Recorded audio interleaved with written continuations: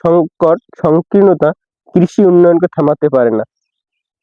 এ অঞ্চলে এবছরে আমরা প্রথম চাষ করেছি বস্তায় আদা। এই মাটিটি 4টি উপাদানে সমৃদ্ধ করা হয়েছে। রয়েছে কম্পোস্ট সার, বালু, মাটি। সত্যিকার অর্থে যারা কৃষিতে টিকে থাকতে চান, ভিন্ন ভিন্ন চাষ করুন, যার ফলে আপনার ক্ষতি হলেও যেন ক্ষতিকে সারিয়ে তুলতে পারেন। এতে রয়েছে বহু ঔষধি গুণ। সর্দি, কাশি, গলা ব্যথা ইত্যাদি রোগে আদা রসের সাথে মধু মিশিয়ে খেলে উপকার পাওয়া যায়।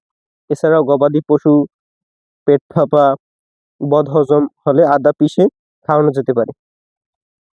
আমরা এবছর যে সমস্যা ফেস করেছি সেটি হচ্ছে ছত্রাকজনিত সমস্যা, গোড়া পচন।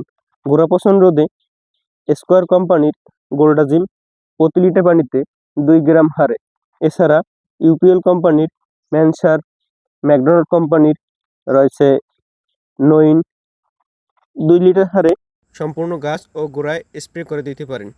এছাড়া পূর্ব পরিকল্পনা অনুযায়ী মাটি মিশ্রণের সময় বায়োডার্মা ব্যবহার করা অথবা চারা গজানোর পর অন্ডারমা প্রতি লিটার পানিতে 8 গ্রাম হারে হাফ লিটার পানি প্রতি মাদার গোড়ায় দিতে পারেন। সকল ধরনের চাষাবাদ সম্পর্কে জানতে এবং আধুনিক চাষাবাদ সম্পর্কে জানতে যোগাযোগ করুন উপকূলীয় এগ্রো, শরণখোলা, বাগেরহাট 01950505171।